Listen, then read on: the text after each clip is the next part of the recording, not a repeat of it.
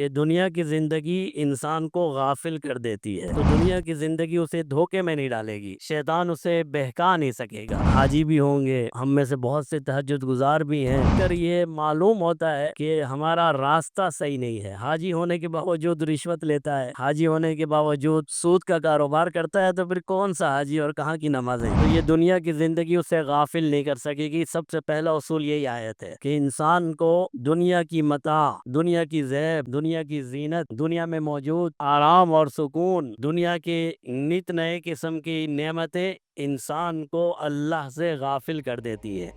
ایک بات تو یہ برحق ہے کہ انسان نے دنیا میں آنا ہے، دنیا میں زندگی گزارنی ہے۔ دوسری بات یہ بھی برحق ہے کہ دنیا کی زندگی انسان کو غافل کر دیتی ہے، دنیا کی زندگی انسان کو اس کے مقصد سے ہٹا دیتی ہے۔ لیکن چند ایسی چیزیں ہیں کہ اگر انسان اس کا خیال کر لے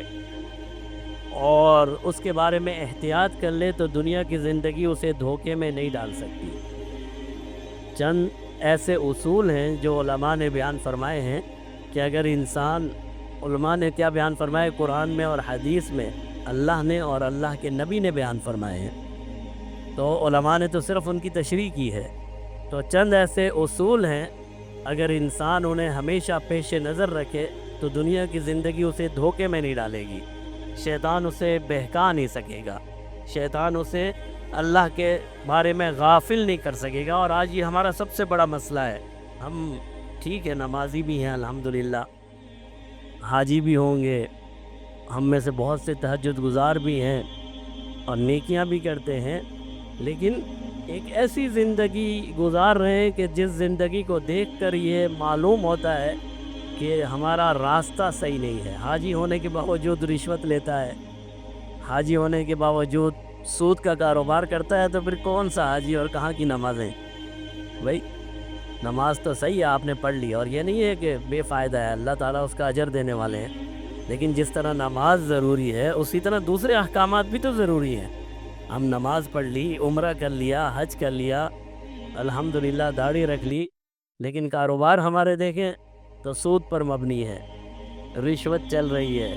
گھر میں خیانت کا مال آ رہا ہے، حلال اور حرام کی کوئی تمیز نہیں ہے۔ تو چند اصول علماء نے ایسے بیان فرمائے ہیں کہ اگر انسان ان اصولوں کو پیش نظر رکھے تو یہ دنیا کی زندگی اسے غافل نہیں کر سکے گی۔ سب سے پہلا اصول یہی آیت ہے کہ انسان کو دنیا کی متاع، دنیا کی زیب، دنیا کی زینت، دنیا میں موجود آرام اور سکون،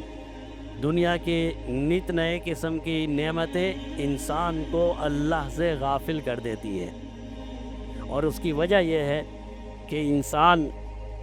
اس بات کو بھول جاتا ہے کہ اللہ نے جو